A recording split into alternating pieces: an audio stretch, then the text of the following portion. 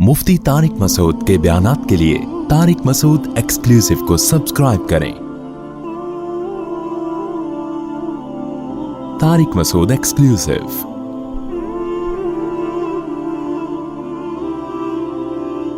ए नबी सल्लल्लाहु अलैहि वसल्लम, आप आफो और दरगुजर से काम लें, इनकी बातों पे आप सब्र करें, गुस्से का इजहार ना करें। और कभी शैतान आपको वसवसे में डाल दे, कोई ऐसा काम आपसे करवा दे जो मसलहत के खिलाफ हो, तो अल्लाह ताला की पनाह मांगिए।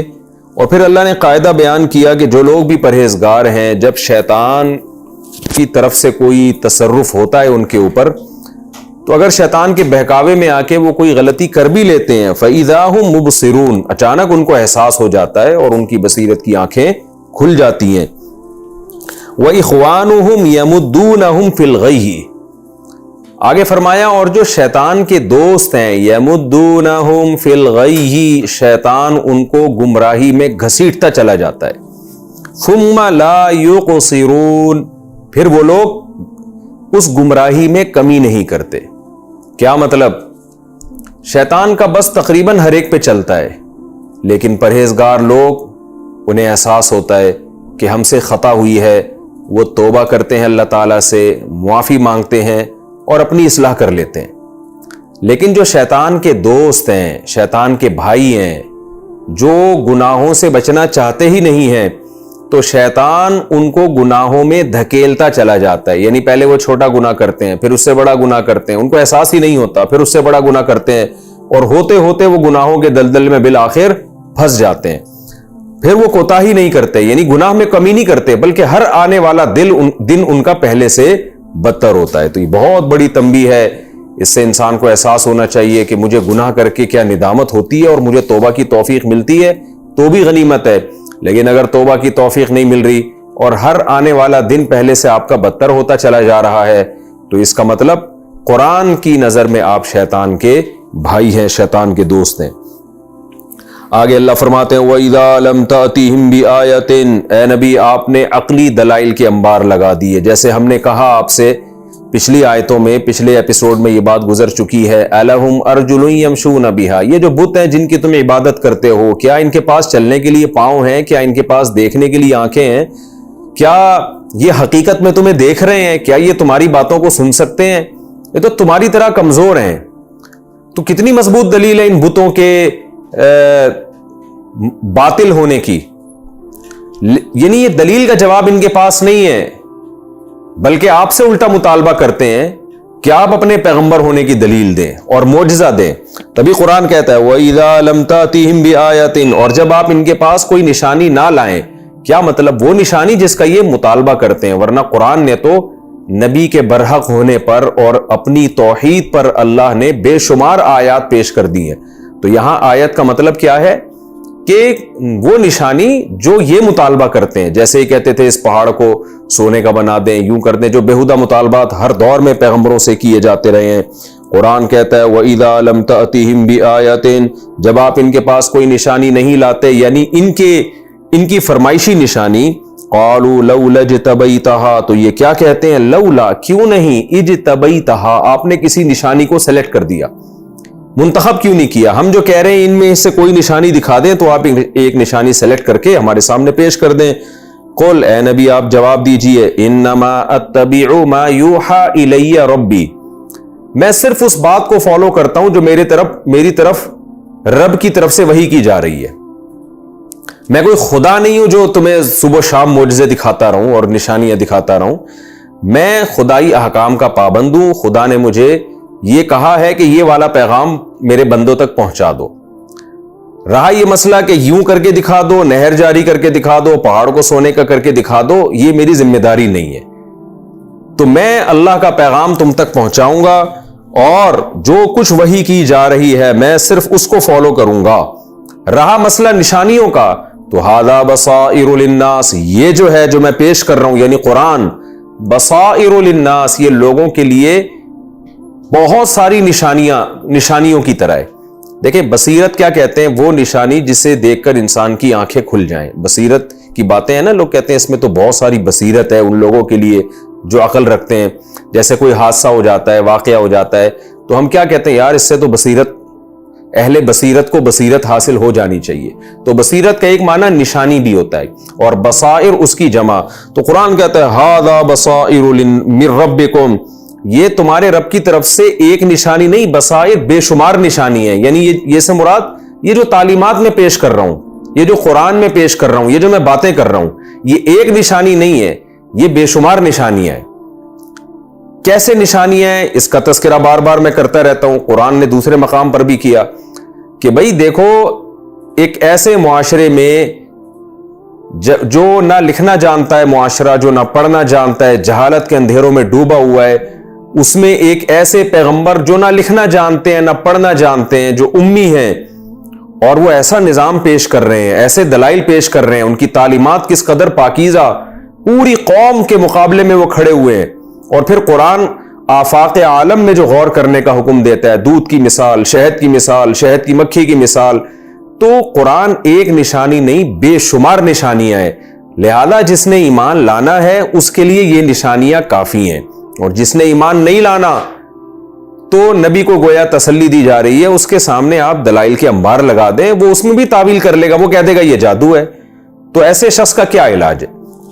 اس لیے قرآن کہتا ہے ھذا بصائر من ربکم, یہ جو قرآن ہے یہ تمہارے رب کی طرف سے بصیرت نہیں, بہت ساری بصیرتیں ہیں, بہت ساری نشانیوں کی طرح ہے.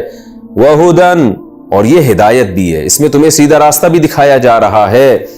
جس راستے کو تم فالو کر رہے ہو نا, عقل سے سوچو گے وہ راستہ تمہیں غلط لگے گا. جو راستہ قرآن پیش کر رہا ہے عقل سے سوچو گے تمہیں وہ راستہ صحیح لگے گا. صحیح راستے کی طرف رہنمائی کرنا یہ خود ایک بہت بڑی نشانی ہے. اور وَرَحْمَةٌ, اور یہ رحمت بھی ہے, لِقَوْمٍ يُؤْمِنُونَ, ان لوگوں کے لیے جو ایمان لانا چاہتے ہیں, جو دلائل میں غور کر کے چاہتے ہیں کہ ہمیں حق ملے تو ہم صحیح بات پر ایمان لے آئیں, ان کے لیے یہ قرآن کافی ہے. اور جو چاہتے ہی نہیں ہیں وہ اندھے اور بہروں کی طرح بن چکے ہیں, تو اے نبی آپ ان کو معجزے بھی دکھائیں گے تو وہ ایمان نہیں لے کر آئیں گے. وَإِذَا قُرِئَ الْقُرْآنُ, اب چونکہ قرآن نے کہا کہ یہ قرآن نشانیاں ہیں, تو آگے قرآن ہی کا ایک ادب بیان کر رہا ہے کہ قرآن کا اثر کن لوگوں پر ہوتا ہے. اگر آپ اس کو مزاح کی نیت سے سنیں گے, آپ سیریس ہو کے نہیں سنیں گے, یا آپ سرے سے سنیں گے ہی نہیں, اپنے کانوں میں انگلیاں ٹھوس لیں گے, تو پھر آپ پر کوئی اثر نہیں ہوگا, پھر آپ کو یہ قرآن نشانی کے طور پہ نظر نہیں آئے گا. اس لیے قرآن کہہ رہا ہے وَإِذَا قُرِئَ الْقُرْآنُ, جب قرآن کی تلاوت کی جائے, فَاسْتَمِعُوا لَهُ, تو اس قراءت کو غور سے سنا کرو, اللہ کی کلام کو غور سے سنا کرو. وَأَنصِتُوا, اور خاموش رہا کرو. لَعَلَّكُمْ تُرْحَمُونَ, شاید تم پر رحم کر دیا جائے. وہ رحم کیا ہے؟ تمہیں سیدھا راستہ نظر آ جائے, تمہیں نیک عمل کی توفیق مل جائے. تو چونکہ یہ قرآن نشانی ہے تو قرآن کہہ رہے ہیں ان لوگوں کے لیے جو غور سے سنتے ہیں اور خاموش رہتے ہیں. اس آیت کے بارے میں بہت ساری روایتیں ہمیں ملتی ہیں, اور بہت مختلف روایتیں ملتی ہیں کہ اس آیت کا شان نزول کیا ہے. بعض صحابہ سے منقول ہے کہ یہ خطبے کے بارے میں نازل ہوئی کہ جمعے کا جب خطبہ پڑھا جائے اور اس میں قرآن کی تلاوت ہو تو خاموشی سے سنو, اس میں بات چیت نہ کرو. بعض حضرات نے کہا, جیسے عبداللہ بن مسعود رضی اللہ تعالیٰ عنہ, انہوں نے کہا کہ امام جب قراءت کر رہا ہو نماز میں تو اس کے پیچھے قراءت کو خاموشی سے سنا جائے, امام کے پیچھے قراءت نہ کی جائے. جیسے کہ امام ابو حنیفہ رحمہ اللہ تعالیٰ کی رائے ہے کہ امام جب تلاوت کر رہا ہے چاہے سورہ فاتحہ ہی پڑھ رہا ہو تو آپ نہ پڑھیں. بلکہ اس آیت کی بیس پر جو حنفی فقہاء ہیں وہ اس طرف گئے ہیں کہ اس آیت نے امام کے پیچھے تلاوت کو حرام کر دیا. لہذا جن حدیثوں میں ہمیں پتہ چلتا ہے کہ امام کے پیچھے فاتحہ پڑھی جائے گی وہ حدیثیں ان آیتوں سے منسوخ ہیں. خیر فقہی اختلاف ہے یہ, امام شافعی اس کا دوسرا مفہوم بیان کرتے ہیں, امام احمد کچھ اور مفہوم بیان کرتے ہیں, جیسے کہ فقہا کا اختلاف ہوتا ہے. تو مختلف روایتیں ہیں. اب بعض نے تو یہ ترجیح دی ہے کہ نہیں جی خطبے کے بارے میں ہے یہ, بعض نے کہا نہیں یہ امام کے پیچھے فاتحہ کے بارے میں, بعض نے کچھ کہا, بعض نے کچھ کہا. لیکن جو اس میں دلیل کے لحاظ سے جو سب سے مضبوط بات ہے وہ مضبوط بات یہ ہے کہ سب, یعنی خطبہ بھی اس میں شامل ہے, نماز میں قرات بھی اس میں شامل ہے, اور جب بھی تلاوت کسی محفل میں کی جائے گی سنانے اور سننے کی نیت سے, تو وہ مجلس بھی اس میں داخل ہے۔ حضرت مولانا اشرف علی تھانوی رحمہ اللہ تعالیٰ نے بہت ساری روایات جمع کر کے جو اس میں تطبیق دی ہے وہ یہی تطبیق دی ہے کہ ایک تو ہوتا ہے کہ کہیں قرآن مجید کی تلاوت ہو رہی ہو، ایک آدمی اپنے طور پہ پڑھ رہا ہے، کوئی محفل نہیں لگی ہے تلاوت سننے اور سنانے کی، اپنے طور پر جیسے لوگ تلاوت کر رہے ہوتے ہیں، تو ایسی تلاوت کا سننا واجب نہیں ہے، کیونکہ وہ اپنے طور پہ پڑھ رہا ہے، خود تلاوت کر رہا ہے۔ اگر اس تلاوت کے سننے کو اور خاموش رہنے کو واجب قرار دیا جائے تو اس میں بہت حرج ہے۔ آپ نے دیکھا مسجد میں کچھ لوگ ہلکی ہلکی آواز سے تلاوت کر رہے ہوتے ہیں، اب سب پر واجب تھوڑی ہے کہ سارے کام چھوڑ کے لوگ ان کی تلاوت سنیں، اس میں تو امت حرج میں مبتلا ہو جائے گی۔ آپ کہیں گزر رہے ہوتے ہیں، قرآن کی تلاوت کی آواز آ رہی ہوتی ہے، تو اس پر پوری امت کا اتفاق ہے کہ اس طرح کی تلاوت اس آیت کے مفہوم میں داخل نہیں ہے۔ لیکن وہ تلاوت جس میں تلاوت کرنے والے کا مقصد آپ کو سنانا ہے اور نصیحت کی محفل ہے، آپ بیٹھیں اس میں سننے کے لیے، ایک نصیحت کا ماحول قائم ہے، تو ایسے موقع پہ جہاں سننے سنانے کے لیے بیٹھا جائے گا تو وہاں قرآن کہتا ہے پھر خاموشی سے سننا ہے تاکہ تمہارے دل پہ اثر ہو، چاہے نماز ہو چاہے جمعے کا خطبہ ہو۔ اب نماز میں بھی امام تلاوت کرتا ہے مقتدیوں کو سنانے کے لیے، تو وہاں بھی مقتدیوں پر واجب ہے کہ وہ سنیں۔ خطبے میں امام تلاوت کرتا ہے، خطبے میں قرآن کی آیتیں پڑھتا ہے سنانے کے لیے، اور محفل ہوتی ہے سننے کی، تو خطبے کے دوران بھی آیتوں کا سننا واجب ہے، اس دوران بھی آپ بات نہیں کر سکتے۔ اسی طرح کوئی بھی نصیحت کی محفل ہو جس میں واعظ قرآن کی آیتیں پڑھ کے سنا رہا ہو اور محفل نصیحت کی ہو، تو اس میں بھی اس محفل میں موجود لوگوں پر واجب ہوگا کہ قرآن کی آیتیں غور سے سنیں، اور جو ان کو قرآن کے ترجمے کے ذریعے نصیحت کی جا رہی ہے، جو ترجمہ پڑھا جا رہا ہے، اس کو غور سے سنیں، چاہے وہ قرآن کی آیت ہو یا اس کا ترجمہ ہو۔ تو اس طرح سے تمام روایتوں میں تطبیق ہو جاتی ہے، تو پھر اس نصیحت کا اثر ہوگا۔ تو خلاصہ یہ نکلا کہ صرف ایک صورت اس سے مستثنا ہے، ایک صورت ایسی ہے جس میں قرآن کا سننا واجب نہیں ہے، وہ یہ ہے کہ جب کوئی آدمی اپنے طور پہ قرآن مجید کی تلاوت کر رہا ہو اور آپ اپنے کام میں مشغول ہو وہاں پہ، تو شریعت نے آپ کو اجازت دی آپ اس کی تلاوت نہ سنیں، کیونکہ اگر اتنا ہم عموم اس آیت میں رکھ لیں گے تو اس سے لوگ حرج میں مبتلا ہو جائیں گے۔ تو قرآن کہتا ہے وَإِذَا قُرِئَ الْقُرْآنُ، جب قرآن کی قرات کی جائے، تلاوت کی جائے، فَاسْتَمِعُوا لَهُ، تو اسے غور سے سنو۔ یہ آیت اصل میں نبی صلی اللہ علیہ وسلم کے بارے میں نازل ہوئی ہے نا۔ آپ صلی اللہ علیہ وسلم جب نصیحت کرتے تھے، قرآن پڑھتے تھے، تو مشرکین کانوں میں انگلیاں ٹھوستے تھے، مذاق اڑاتے تھے، شور و غل شروع کر دیتے تھے، بات چیت شروع کر دیتے تھے، اس سے خلل واقع ہوتا تھا۔ تو وہ بھی محفل ہوتی تھی نصیحت کی، نبی صلی اللہ علیہ وسلم اللہ کا کلام پڑھ کے سنا رہے ہیں اس لیے تاکہ سنا جائے اس کو، تو ایسے موقع پہ لہو و لعب سے کام لینا اور مشرکین شور و شغب شروع کر دیا کرتے تھے، یہ سب حرام ہے۔ تو یہ آیت قیامت تک کے بارے میں ہے، لیکن اس محفل کے بارے میں جہاں جو نصیحت کی محفل ہوگی۔ قرآن کہتا ہے جب قرآن کی قرات کی جائے اسے غور سے سنو اور خاموش رہو تاکہ تم پر رحم کیا جائے۔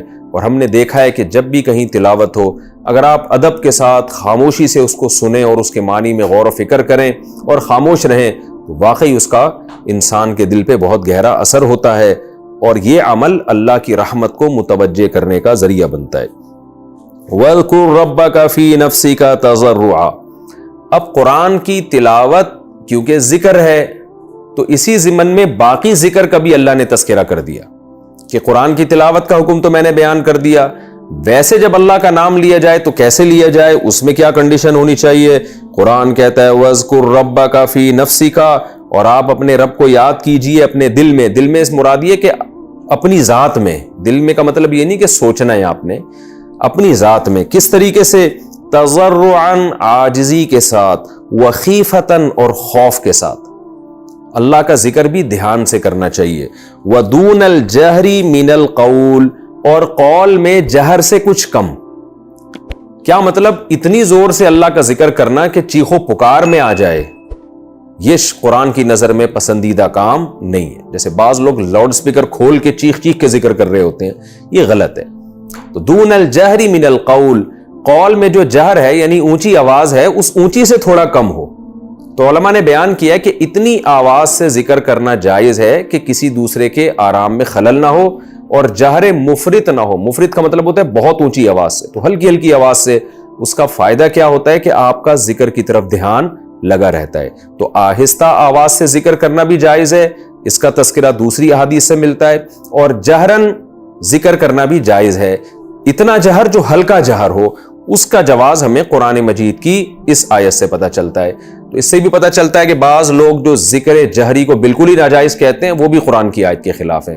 تو ہلکی آواز سے ذکر کرنا کہ کسی کے آرام میں خلل واقع نہ ہو, چیخ و پکار کی صورت نہ بن رہی ہو, وقار آپ کا برقرار رہے, تو یہ ذکر بھی جائز ہے.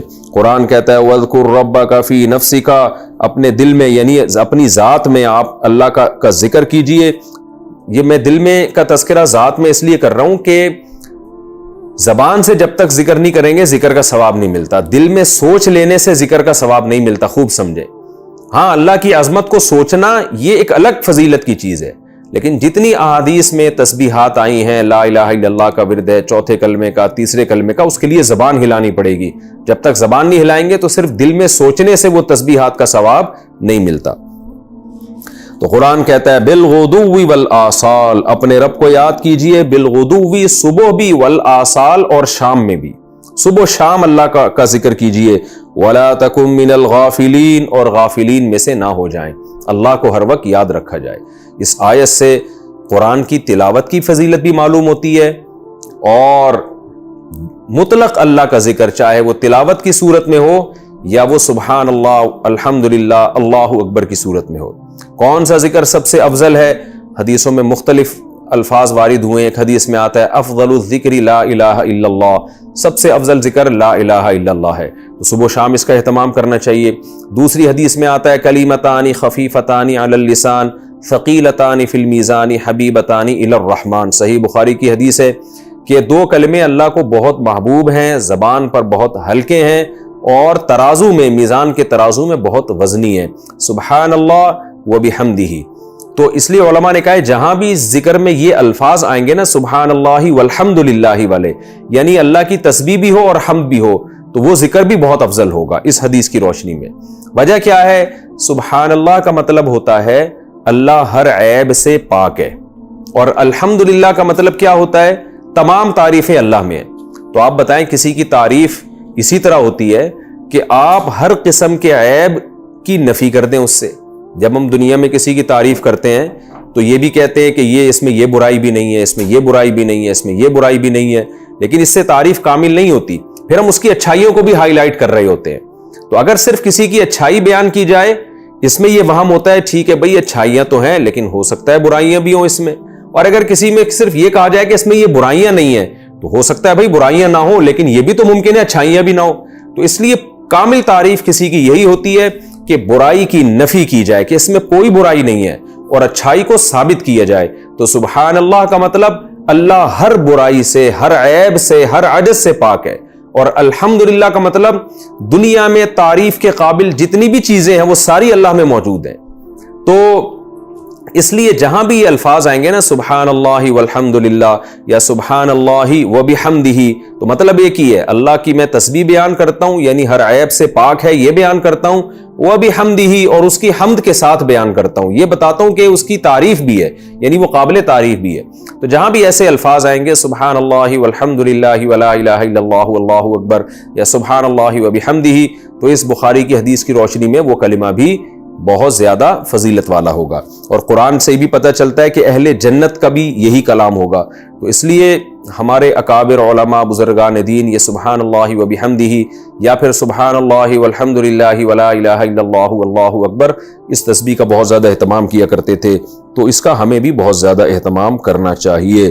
تو قرآن کہتا ہے وَاذْكُرْ رَبَّكَ فِي نَفْسِكَ تَضَرُّعًا وَخِيفًا, عاجزی کے ساتھ, خوف کے ساتھ اللہ کی تسبیح بیان کیجئے, اس کا ذکر کیجئے, تھوڑا اونچی آواز سے کچھ کم, اور صبح اور شام. وَلَا تَكُن مِّنَ الْغَافِلِينَ, اور آپ غافلین میں سے نہ ہو جائیں. کیا مطلب؟ جو آدمی ذکر نہیں کرتا اللہ کی نظر میں وہ اللہ سے غافل ہے. آگے قرآن کہتا ہے اِنَّ الَّذِينَ عِندَ رَبِّكَ, بے شک وہ لوگ جو تیرے رب کے پاس ہیں. اب دیکھیں قرآن میں تلاوت کی بھی تذکرہ ہو گیا, اللہ کے ذکر کا بھی. یہ سورت کا بالکل آخری آیت ہے, تو بہت اچھا اختتام ہو رہا ہے اس سورت کا کہ پوری سورت میں اللہ نے آدم علیہ السلام کے واقعات, پھر موسیٰ علیہ السلام کے واقعات, پھر بنی اسرائیل کے واقعات, پھر توحید کے دلائل اور زیتون اور مختلف پھلوں کے قدرت کے اللہ نے نمونے پیش کیے, ہمارے سامنے بیان کیے. ان تمام کا حاصل کیا ہے؟ ہم سب اللہ کی غلامی میں آ جائیں اور اللہ کی عبادت کریں. اور اس عبادت کا ایک جز بیان کر دیا کہ قرآن بھی غور سے سنا کرو اور اللہ کا تذکرہ بھی زبان سے کیا کرو۔ اب آگے اللہ جو سورت کا اختتام فرما رہے ہیں وہ اس آیت پر کہ انسان میں تکبر ہے، حالانکہ انسان کا مقام طاقت اور قوت کے لحاظ سے بہت کم ہے، لیکن جو مخلوق اللہ کے پاس رہتی ہے، مقرب فرشتے جو طاقت اور قوت میں انسان سے کئی گنا زیادہ پاورفل ہے، طاقتور ہیں، وہ اللہ کی کبریائی بیان کرنے میں، اللہ کی عبادت کرنے میں، سجدہ کرنے میں تکبر نہیں کرتے۔ تو انسان تو مٹی کا بنا ہوا ہے، ناپاک پانی کا بنا ہوا ہے، وہ کیوں کبر کر رہا ہے اللہ کی عبادت کرنے میں؟ آج دیکھ لینا ہمارے جو لبرل لوگ ہیں، ان کو نماز پڑھتے ہوئے صرف یہ نہیں ہے کہ سستی ہوتی ہے، وہ نماز کو فضول سمجھتے ہیں۔ ابھی ایک لبرل ہیں، ان کا بیان آیا اسی قسم کا کہ ان کو مولویوں سے وحشت ہوتی ہے، داڑھی والوں سے ان کو وحشت ہوتی ہے، پردے دار عورتوں سے ان کو وحشت ہوتی ہے، تو اسلام کے احکام سے وحشت ہوتی ہے، نفرت ہے ان کو۔ یہ تکبر ہے کہ جس خدا نے آپ کو ان احکام کو فالو کرنے کا حکم دیا، آپ اس خدا کو اپنی زندگی سے نکال رہے ہیں، آپ کو اس کے حکم کو فالو کرنے میں عار محسوس ہو رہی ہے۔ تو قرآن کہتا ہے ان الذین عند ربک، اے لوگو اگر تم میرا ذکر نہیں کرتے، مجھے یاد نہیں کرتے، مجھے سجدہ نہیں کرتے، میرے احکام کو فالو نہیں کرتے، کوئی بات نہیں۔ ان الذین عند ربک، وہ لوگ جو تیرے رب کے پاس ہیں، یعنی مقرب فرشتے، لا یستکبرون عن عبادتہ، وہ اللہ کی غلامی اور اس کی عبادت میں کبر محسوس نہیں کرتے، حالانکہ وہ انسان سے بہت زیادہ طاقتور بھی ہیں اور فی الحال ان کا قرب بھی اللہ سے بہت زیادہ ہے۔ تو جو جتنا اللہ سے قریب ہوگا اس وقت کے لحاظ سے تو وہی افضل ہوگا، اس فضیلت میں، قرب کے اعتبار سے، اللہ کے دربار میں ہونے کے اعتبار سے وہ بھی وہ تکبر نہیں کرتے۔ وَيُسَبِّحُونَهُ، اور وہ اللہ کی پاکی بیان کرتے رہتے ہیں، وَلَهُ يَسْجُدُونَ، اور وہ اسی کے لیے سجدہ بھی کرتے ہیں۔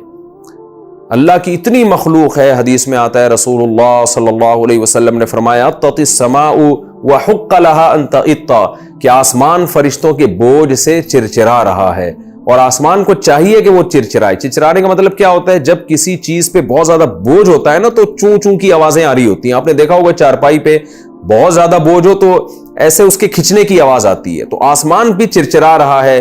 آپ نے فرمایا کہ ایک بالش جگہ بھی آسمان میں ایسی نہیں ہے جہاں کسی فرشتے کا سر سجدے میں موجود نہ ہو۔ تو اتنی زیادہ فرشتے اللہ کی عبادت کرتے ہیں۔ حدیث میں آتا ہے روزانہ 70,000 فرشتے بیت اللہ کا طواف کرتے ہیں، ایک روایت میں آتا ہے، اور جو ایک دفعہ کر لیتا ہے دوبارہ اس کا نمبر نہیں آتا۔ بہت مخلوق ہے اللہ کی، بڑی طاقتور ہے، وہ سب اللہ کی حمد و ثنا کرتے ہیں، اس کو سجدہ کرتے ہیں، اور اس میں وہ تکبر محسوس نہیں کرتے۔ اور انسان جو ایک غلیظ ناپاک پانی سے بنا، جس کی اس لحاظ سے 2 ٹکے کی اوقات نہیں ہے کہ انتہائی کمزور سمندر، اللہ تھوڑا سا اس کی لگام چھوڑ دے تو سمندر اس کو کھا جائے، تھوڑا سا زمین کو ہلا دے تو زمین اس کو کھا جائے، لیکن کتنے دنیا میں لوگ ایسے ہیں جو تکبر کرتے ہیں اور اللہ کی عبادت میں عار محسوس کرتے ہیں۔ تو ان آیتوں پر اختتام کیا گیا، جس کا حاصل یہ ہے کہ جب اللہ کی ایسی مخلوق اللہ کی کبریائی بیان کرتی ہے تو انسان کو بھی چاہیے وہ اللہ کی عبادت بھی کرے، نماز کی صورت میں اللہ کے سامنے سجدہ بھی کرے، اور زبان سے بھی اللہ کی توحید بیان کرے اور اللہ کی کبریائی بیان کرے۔